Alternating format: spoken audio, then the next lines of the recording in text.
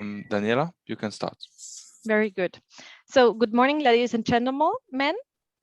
I would like to welcome you to this session, which is within the financing energy efficiency in the public sector strand. And we are now following the projects SURE2050 and FALCO under the session called Financing Deep Retrofits of Public Buildings in Flanders based on strategic portfolio management. My name is Daniela Bachner. I am project advisor at the European Climate, Infrastructure and Environment Executive Agency, in short CINEA, in the unit Life Energy and Life Climate. So CINEA is managing a wealth of programs supporting the Green Deal, and in particular the LIFE program. I will be your moderator during the session. And I would give you now a short introduction to the LIFE program and afterwards to the projects and our two speakers of this session.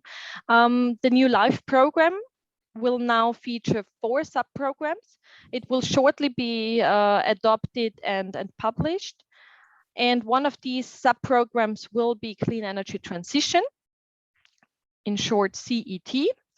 And this sub-program will continue to support the market uptake activities, which were previously funded under the energy efficiency call of the Horizon 2020 program. So all these activities will continue under LIFE now. And if there are some specific questions about the LIFE program, I would like to ask you to visit the LIFE stand in this afternoon's fair. So we are going to have a virtual fair this afternoon, and there will also be an info session as of 2:30 this afternoon on the LIFE program specifically, where my colleagues and I can give you more details about that. The projects we're going to listen to now are focusing on the public building stock and the role the public building stock plays on the way towards climate neutrality by 2050. The SURE2050 project will start. It supports municipalities as well as public authorities and organizations in Flanders to realize a highly effective public building portfolio and to manage this transition process towards climate neutrality. This is achieved in that case by the implementation of a sustainable real estate management strategy, and we will learn more about that from the presentation of Erik van Achtmal afterwards. Erik is a consultant in the field of sustainability and climate neutrality in the built environment, as well as supply chains and logistics, with a long track record with public and private clients. And the second presentation about the FALCO project will be held from Geert Gordon, who has long-term experience in providing advisory services in the areas of energy and climate. And he is project manager and consultant at the private consultancy Factor 4, which is located in Antwerp. And the FALCO project is the predecessor project of SURE2050, and it examined how the cost efficiency of investments into this public building stock can be guaranteed by adopting stage-wise strategic approaches. And before I give the word now to Erik, I just want to remind you about the house rules. I would like to ask you to keep your microphones mute. And I encourage you to place your questions throughout the session into the chat box, and we're going to answer them after the 30 minutes of presentation. There will be a dedicated 15-minute session for question and answers, and your questions will be presented and answered by our two speakers in this question and answer slot. So, Erik, the stage is yours. Please go ahead with SURE2050. Thank you, Daniela, for the introduction. Hold on. Yes. Okay. As said, I'm Eric van Achmal. I'm a consultant in climate neutrality in the built environment and in transport, and one of the initiators of SURE2050. I'm working for the Flemish government in the framework of the SURE2050 project. I will start with the presentation as set, and then Geert Gordon will then take over with a presentation on the FALCO project. And there is indeed a relationship. Both are project development assistance projects in Belgium and funded by the Horizon 2020 program. And the FALCO project, which is an acronym for Financing Ambitious Local Climate Plans, it started already in 2017 and has a more specific focus on funding and financing solutions in the built environment. And within the framework of the FALCO project, the need for a strategic public real estate vision and management at portfolio level was identified and tested. And the recognition of the importance of this resulted in the SURE2050 project. How to make the transition towards a carbon-free public portfolio fundable? We use the term fundable, and that needs some explanation. When people are talking about financing to each other, they sometimes talk about different things, and we therefore make a difference between the term funding and, on the other hand, financing in the more strict sense of that word. Funding is more about a decision to go for a project and to allocate money to it. And once a funding decision is taken, it is up to mostly the finance director to decide whether additional financing, such as bank loans, is necessary, and what kind of financing is the best one. But it is also obvious that financing solutions can have an impact on the funding decision. SURE is a training and coaching project to support cities and municipalities, as well as public organizations at the Flemish regional level, to achieve a more efficient and future-proof building portfolio, and to make the transition process to a carbon-free portfolio by 2050 as effective and efficient as possible.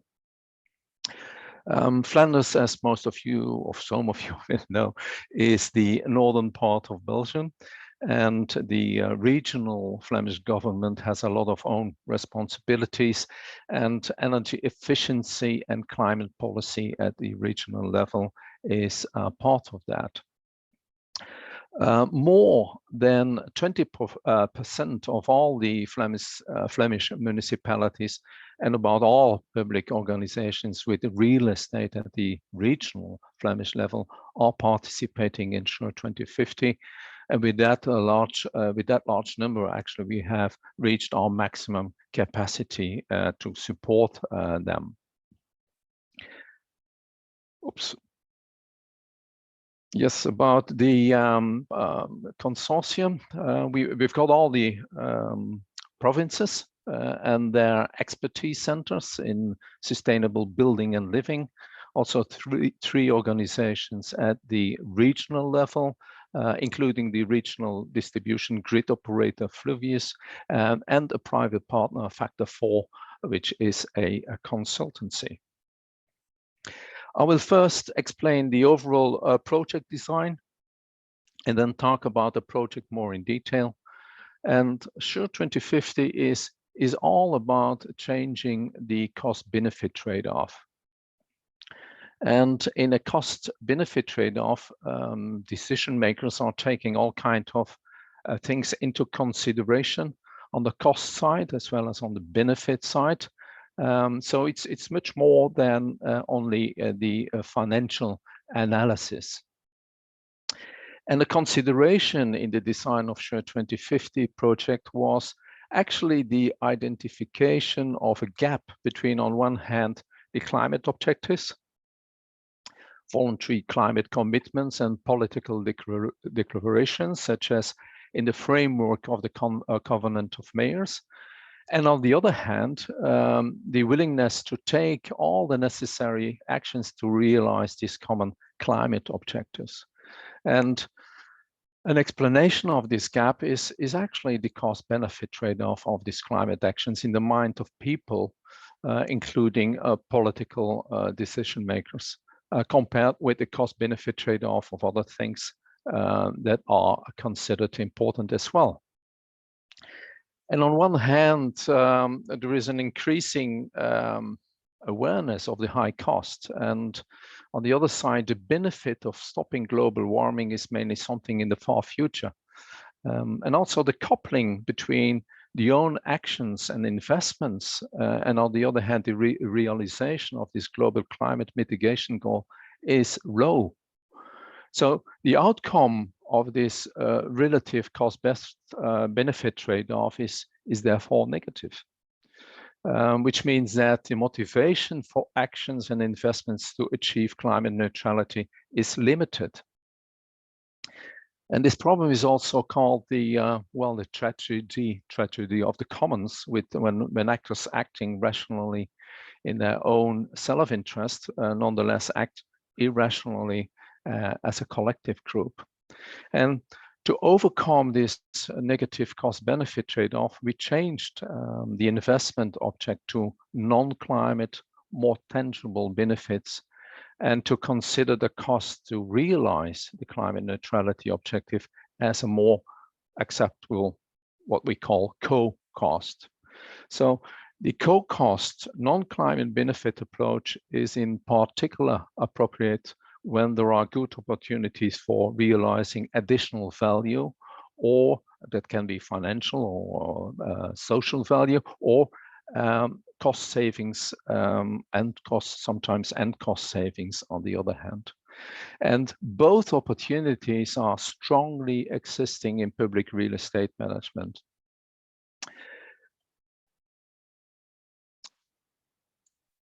So SURE2050 is a co-cost non-climate benefit approach. This, I will skip this. So SURE2050 is a co-cost non-climate benefit approach. This does not mean that we pay less attention to the realization of energy and climate objective. What we actually want to achieve is that a linear path between now and 2050 is followed, at least in the use phase of buildings. And if the blue line is followed, there is a large risk that the climate neutrality objective by 2050 will not be reached, and that the total cost of the transition will be much higher. We also decided that carbon mitigation in isolation is not the right approach. It has to be part of a total environmental policy that takes into account all kinds of other environmental aspects and objectives, and this from a total life cycle perspective. And we had actually already the tools in Belgium to do this kind of analysis. So our approach to realize a more effective and efficient public real estate starts with a detailed analysis of the current and future needs of an organization, and the demand for buildings that are necessary to meet these needs. And this will provide important information to adapt the current building portfolio to what is needed in the medium and longer term. But as you can see, other things are taken into account as well. So in most cases, the conclusion of this exercise, strategic exercise, is that more social and financial value can be created with a smaller building portfolio. And a smaller building portfolio means that the cost to maintain it and to improve the energy efficiency of it will become smaller as well. And in addition, the sales of redundant buildings and land generates additional income that can be reinvented in the remaining real estate portfolio. So a more professional integrated real estate management generates its own funding, or at least a significant part of it. We support the participants with the development of a strategic real estate plan and a long-term planning for all buildings in a portfolio is part of that. And the strategic real estate plan also includes funding and, if appropriate, financing, as well as the organizational improvements and changes that are needed to implement this strategic plan in the medium and longer term. In the monitoring of progress in participating cities and municipalities, we have identified that most of them have to improve their organizational management and control, and this is true for the development of a strategic real estate plan, as well as for the implementation later on of the strategic vision.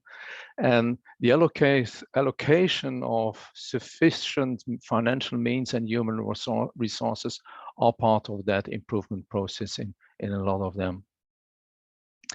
And additional attention is also needed to make sure that the necessary energy and climate investment will be linked to the achievement of a much effective and efficient public real estate. And this can be mandatory or via voluntary commitments and with the help of incentives as well. So promising actually in this field is that we were able to convince the Flemish government to make the development of a strategic real estate plan mandatory for all public organizations at the regional level, in combination with annual energy improvement goals and the climate neutrality objective by 2050 or earlier. And the approach is also part of a recently agreed climate pact between the municipalities in Flanders and the Flemish government, and additional subsidies will become available for local authorities for the development of a strategic sustainable real estate plan. The main lessons we learned so far is that the development of a strategic real estate policy and management in municipalities is not that easy. It will take time. And another difficulty is that real estate in some municipalities are underfunded, which means that from a funding and financial point of view, they have to solve that problem as well. But on the other hand, we see a growing recognition of the need for and the added value of the SURE2050 approach among the participants in SURE2050, in the Flemish government and among stakeholders. So the approach and support of municipalities will not stop with the end of the SURE2050 project and the funding of it in October 2022. So continuation programs are already under development, and funding is already secured with the backing of the Flemish government. Last thing I would like to say is that to develop the development of knowledge and the ability to make the public real estate future-proof and carbon-free is not only important for the public real estate itself, it will also strengthen the capabilities of local governments to manage the transition process to make the total built environment in cities and municipalities climate neutral. And it's obvious that a role of municipalities in that field is it will become greater in the future. So based on our experience with SURE2050, I can strongly recommend the approach. If you would like to know more, you can contact me and or have a look at the program website. I will be glad to answer your questions after the presentation of FALCO by Geert Gordon. Thank you. Thank you very much, Eric, and also thanks for keeping time within the limits. So I would like to give the word now to Gert and the presentation about the FALCO project. Yeah, thank you, Daniela. Thank you, Eric. So I will further build upon the explanation which Eric has provided. And like I say, the ambition here is to go for deep energy retrofits, but in such a way that they are cost effective. And the way to reach this could be by means of strategic portfolio management. Scope of both projects, SURE2050 and FALCO is Flanders, so we are focused on public buildings in Flanders. The acronym which we have launched for this kind of exercise is SPREM, actually. I'm not sure if Eric has mentioned this. This is a bit similar to, well, CREM exists, CREM, which is corporate real estate management.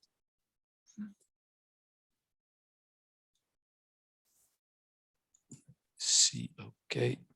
So, well, this is the overview of the presentation. I will spend a little time on explaining the FALCO project. Then I will focus, well, spend quite some time on the difficult business case, because this is some common misunderstanding. The business case of deep energy retrofit is red. It's a difficult one. Some people say it's a mission impossible, at least looking from energy perspective, which is the way it's most commonly approached. So let's focus on that one first, and then I will elaborate on this so-called SPREM. The FALCO Consortium is managed by Tractable, supported by some consultants, which are mentioned here on the list. And then, very important, local authorities are involved, 2 cities, Antwerp and Ghent, and 2 provinces, West Flanders and Vlaams-Brabant. Looking at the acronym FALCO, I've highlighted the A here, which is clearly for ambitious. So the ambition of FALCO is really to go beyond the quick wins, that's for sure. Going for ambitious retrofits. If you would like to read more about FALCO, I've mentioned the website here. Time for today does not allow me to go, well, to provide more information about FALCO. There are plenty of other things in FALCO, but I focus today on local authorities.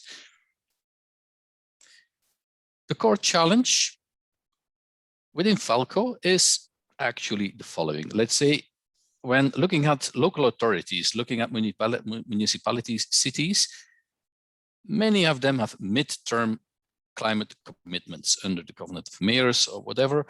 Okay, all of them had commitments in terms of 2020. Many of them are developing them in terms of 2030.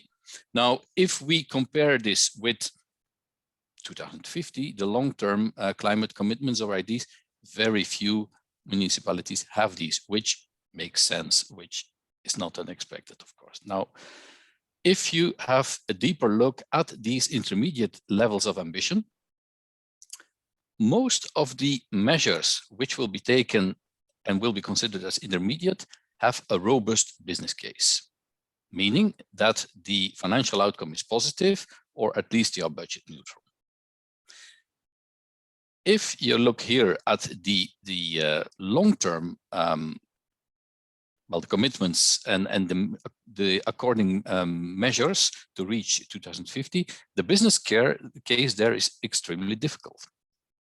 Now, the advantage then, if taking structural measures, is that you do not have here technical or financial lock-in, which is a fear which you often have when you take intermediate measures. So comparing these, you have a mixed bag. And what should you choose in this case? This leaves you with some kind of catch-22 feeling. Whatever you choose, it's not okay. There are some good elements in either approach, but some bad elements as well. So how do you deal with this, well, this dilemma, so to say? And that's what we've been reflecting upon in the FALCO project. But before doing so, let's agree on some kind of, well, terminology of the ambition levels.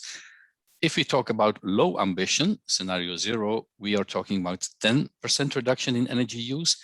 If we talk about an average ambition, scenario 1, it's 27% in reduction energy use. High ambition is 42%. And then the very high ambition, deep energy retrofits, you might say 80% or more. These figures will reappear in the next slides. Now, in order to make clear how difficult this business case of deep energy retrofits is in terms of energy, we have prepared this graph. And on the horizontal axis here, you see the energy savings from 0% up to 60%. And on the vertical axis here, the orange curve is the investment you have to make in order to reach this kind of levels of energy savings. As you can see here, if your ambition gets higher, this is an exponential growth in investments you will have to make. Now, if you calculate the net effect investments versus energy savings, you see the blue curve, and then you see this blue curve reaches some kind of optimum between 30 and 35%. So 30-35% energy savings from financial perspective is the best you can do. If you go further up to 40-42%, such an exercise would become negative, would have a negative outcome in financial terms, and then it goes deep in the red figures here. If we zoom out of this graph and we extend the horizontal axis up to 100%, so that the deep energy retrofit scenario appears, the 80%, you see that the curves, which were, well, there are no longer curves, they flatten here. Okay, costs continue to increase in an exponential way, and it becomes, well, this is almost the mission impossible I was talking about earlier. How will you finance this kind of deep energy retrofits? We have to acknowledge this when trying to find solutions of it for this. For your information, all figures are figures calculated for 100,000 square meters of buildings, so meaning this is most likely to be a group of buildings, a cluster of buildings. So some kind of, well, we need some kind of alternative thinking to fund, and that's what Eric has been highlighting in his presentation. This is the difference between funding and financing. You may find a loan, you're able to finance something, but then ultimately you have to pay back your loan. You have to fund the deep energy retrofit. How will you do this? And there are two main angles to approach this. The first one is the strategic level, where you zoom out from your building or from your project level, and you consider an entire portfolio of buildings. Second important element of this strategic thinking is you make a functional assessment of your buildings. Why do you have your buildings? For which functional purpose? Third one, okay, you may make tremendous efforts to reduce energy demand in your building, but do not forget that your building is part of a context, part of a district, and can connect with a district, and you can use by local renewable energy, which will complement, well, which will provide energy for the remaining energy you need after taking your energy efficiency measures. It's a perfectly correct approach, but sometimes a bit overlooked in this kind of analysis. Then the other angle is the operational level, where it's important taking energy retrofits at those moments which match very well with the technical life cycle of your building. So you should try somehow to synchronize this kind of efforts. I will come to these things in more detail later. And then when implementing something, we would definitely recommend performance contracting, energy performance contract, output-based contract, in order to make sure that ambitions are really become tangible on the field. Like I said, this is the SPREM approach we've been talking about. Now, this is portfolio management, you might say. You might say, well, is this rocket science? No, this is not rocket science. This is pretty basic thinking. Now, unfortunately, we do not often see this happening. So there is still room for improvement. Why is this? Due to lack of resources, due to ad hoc management. There are plenty of justifications, of course, why it's not happening. But it's not rocket science, like I say. It's a plain approach, and it seems to be working in cities and municipalities, at least the ones we've been contacting within the two projects.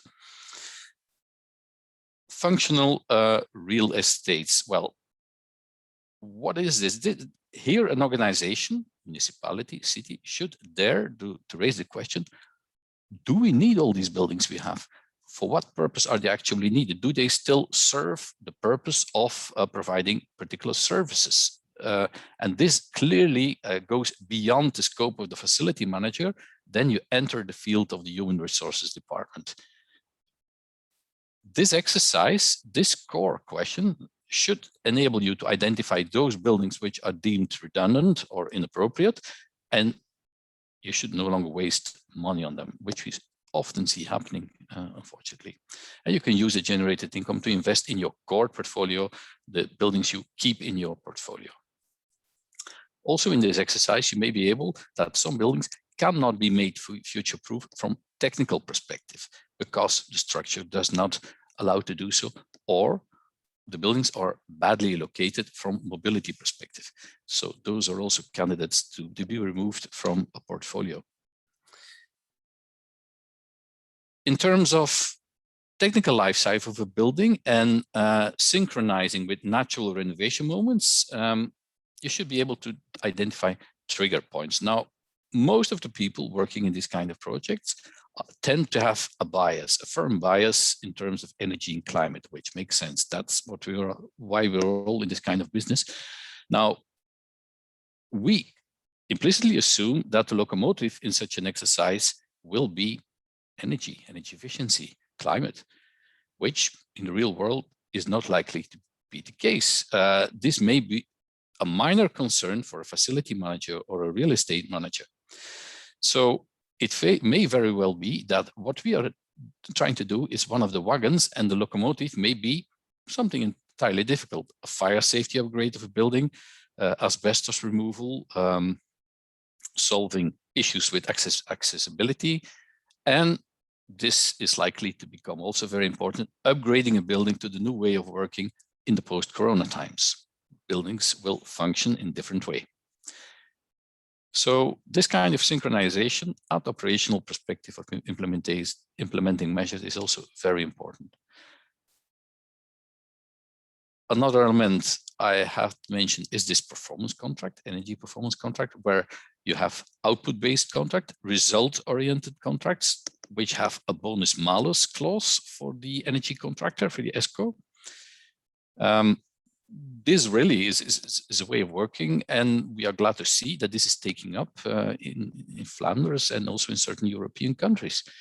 Now, within the FALCO project, we've been reflecting if we could improve this kind of energy efficiency, energy performance contract, and we've come up with a second generation of EPC contracts, which is based on, which is referring also to the condition measurements based on the NEN standard 2767, which is goes hand in hand with asset-based maintenance. Now, I cannot go into detail right here, but it looks quite promising, and we are also testing this approach and implementing actually this approach in cities in Flanders. Where does all this lead to? What can we do with all the building blocks from the previous slides? Okay, you could say, yeah, we have two completely different scenarios. There is an accelerated one, there is a stepwise one. The accelerating is in the 3 decades between now and 2050, and the vertical axis represents a portfolio of building from 0% up to 100%. You have a SPREM analysis, you have a strategic exercise, after which you decide, okay, we get rid of some part of our building, we sell it, and we invest in the core portfolio. This is the ideal scenario, the dream scenario, but this may be a nightmare for people actually managing these people. This is hardly impossible to implement in the real world. Now, so we've been thinking, how could we translate this into some kind of stepwise scenario, which may be which may work at the practical level. Yeah, So here may I interrupt you briefly? You will have another 2 minutes, so it might make sense. I will accelerate. Yeah, thank you. Please do interrupt me firmly in case it needs to be done. Okay, so I'll comment this slide. So this is an approach where this is a bit more careful, where you, after the SPREM analysis, it's only a minor part you put for sale. You invest in minor part of your building with a deep retrofit. You learn from it. And in the remaining 8 part, you have a more stepwise approach, and gradually taking into account the natural renovation moments, which are the dotted red lines here. You will also sell part of your real estate portfolio and invest. So as you can see, this is much more stage-wise, manageable approach and more cost-efficient approach. So for each and every building, you will be able to have a scenario in order to reach a carbon neutral building in 2050, which is visualized by the light blue color, but the pathway towards this goal is different for the building, like a town hall, swimming pool, sports infrastructure. So that's what we try to implement at a very tangible level, is for each and every building in a local authority, such as scheme, which then translates into a graph where you see over the entire time horizon, and on the vertical axis, you see the tons of CO2 emitted. You have the pace of carbon reduction. And if you play a bit with these moments where you take measures or you get rid of a building, which is the black dot, you can visualize the pace of carbon. I'll skip this one. You can derive similar graphs which provide the impact on your budget, which you will need over time. And this brings me to the conclusion here. Well, the takeaways. There is definitely this need for a strategic portfolio approach in order to enable implementing deep energy retrofit with a very negative business case by assessing the real need for your buildings, investing in the right buildings, get rid of the redundant buildings, sell them, and use the money to invest in your core portfolio. Use the trigger points, synchronize with the technical life cycle of your building, performance-based contracting, and often overlooked, connect with your environment, use local renewable energy to complement the energy efficiency efforts you make in your building. So that's it for now. Happy to answer any questions, but I leave that to you, Daniela, to see what has arrived via the chat or other channels. Thank you. Thank you so much, Gert, and thanks again to Eric for the presentation about the SURE2050 project before. So far, there are no questions. There is a comment from Marsha Tale about the survey. I think it's your survey, no, Gert and Eric. So there is a survey for local authorities who wonder if one of the FALCO project solutions would be replicable to their municipality, city, or province. And Marsha asks all the potential public authorities to click on the link in the chat where they will open a survey. A question from Marie Chamoshi. For each building, do you do the renovations in one step, or do you plan several steps over the years? For instance, some works in 2030 and later on additional works in 2040 for the same building. Yes, if I may answer, I think both are possible, but there are pros and cons on both approaches. If you do it in a staged way, the advantage is that you can that you will not destroy capital, because things, technical installation, etc., will be only replaced when the technical or economic life period is over. On the other hand, it's quite difficult. It's much more easier to do it in one way, but that has also some disadvantages. So there are pros and cons of both, and both approaches are used depending on the situation. Thank you very much. Depending on the situation and also depending on the technical life cycle of the building. That's what I've tried to explain here.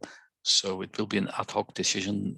Well, not ad hoc. It will have to be synchronized with the technical life cycle.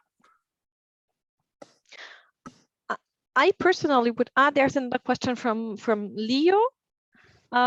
Spreading the retrofits in time can also open for new solutions. For example, smarter energy management, PV and heat pumps become better. True. So this is a positive aspect for doing not all the works at one point in time, but really spread it along the life cycle. No. That's very correct, because what you see here, if you, in this stage approach, if you invest, well, let's say in a careful way here, you learn a lot from this project, because lots of technologies do not yet deliver what they promise. And so once the technologies become mature, you can implement them at a later stage. So it's in our opinion wise not to go too fast neither. I would have a personal question. So I would assume that it's very hard for the municipalities, especially when they are smaller, to figure out what they would need in terms of their building portfolio in 2050. So how do you approach this hurdle or this difficulty together with the municipalities to really make a plan and strategically think of the needed infrastructure in terms of buildings for their services? Yes, I think there are two elements. It's forward looking, and certainly the further you look, the more difficult it will be. But what we try to do is to think, or we support municipalities to think about the climate neutral or carbon free solution of a particular building, and then go back in time and to decide on the different steps to reach that goal. With regard to what kind of buildings you need, what is important is the involvement of all the policy departments, culture, education, etc. And on the other hand, the real estate department, as well as the different decision levels in an organization and the municipalities. I mean, what you have to do is to involve the strategic, tactical and operational level, and that's indeed the most difficult one, or both actually are the most difficult one. And it's also obvious that a strategic plan is actually never finalized. It's you have to renew it or to adapt it mostly in 3, 4, 6 years, and the long-term planning is something that you adapt every year or 6 months. So that's the way we approach it. Indeed, if I may complement this, it's really a gradual approach. If you would come to a small municipality and say, let's reflect upon 2050, you will end up having some big silence, I'm afraid. But if you start by, okay, let's map all the buildings we have, map if we own them, if we rent them, or to correctly map the juridical status, then check the technical status. So you gradually build up, you have a database of the buildings which are owned, and then this grows. And that's what we experience now. Of course, cities have an advantage here compared to smaller municipalities, because smaller municipalities do not have sufficient resources to do so.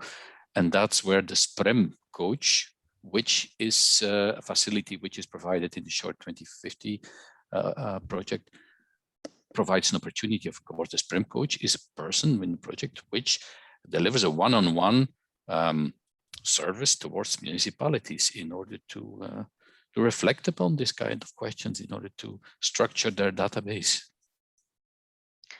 And is there an intention from the Flemish government to take over these costs of the SPREM code after the finalization of the project? Because I assume that needs to be externally financed. So are there any plans?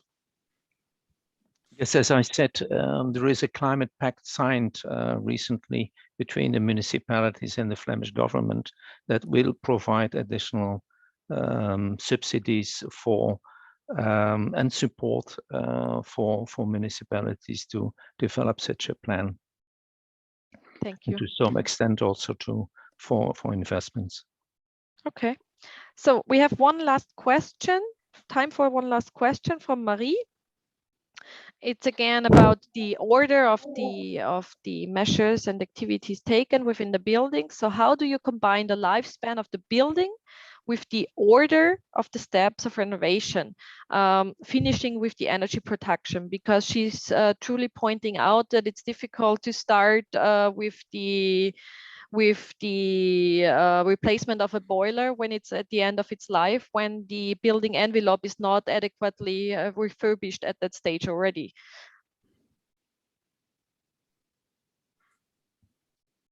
Yeah, that's true. Well, when talking about these natural renovation moments, well, there are plenty of technical aspects, of course, and trying to synchronize will not always work. But like, let's say major work like accessibility issues, asbestos removal, fire safety measures are likely to intervene in the structure. So those are the good moments to also do something about the insulation, the building envelope, for example. On the other hand, when you're taking minor measures like replacing of boiler rooms or monitoring system, better monitoring systems, that kind of stuff can be grouped as well. So it depends a bit on the kind of measure you take, which ones you group, and well, that's what I've mentioned in the course of the presentation as well. In the past, what happened if something was broken, it was repaired. That's not that's a reactive approach. That's not a proactive approach. What we try to recommend now is to have some proactive maintenance approach, which complements the energy efficiency approach. And that's where the NEN standard, the Dutch NEN standard 2767 steps in. That's about multi-annual maintenance programs. And in that kind of approaches, it's very clear in which year you should replace which technical component. Thank you very much for your comprehensive answer on that now. I'm afraid that we don't have any further time for the last question as placed in by Leo, but you do have the chance to get back to the speakers individually and send them their questions. So maybe here that Eric have the chance to answer that individually after our session, because we're coming to an end now. Thank you very much again to Eric and Geert for your insights on the strategic portfolio management in Flemish municipalities. I would like to highlight now the opportunities of the rest of the day. So the next session within the public sector strand is on energy efficiency measures in the building portfolio of the state of Berlin in Germany. So it's called BEM, and this will follow at 11 a.m. In the same strand. In the afternoon, there is the virtual fair, as well as networking opportunities. And I would highly welcome you to join us for one or the other info session or the virtual fair or an individual networking session. That's it from my side. If there are any questions open, please come back to us. And once again, the information that this session has been recorded, so it will be available shortly after ending the session on the conference website. Thanks again to all of you. Have a nice rest of the day. Thank you very much. Bye-bye. Bye-bye. Bye.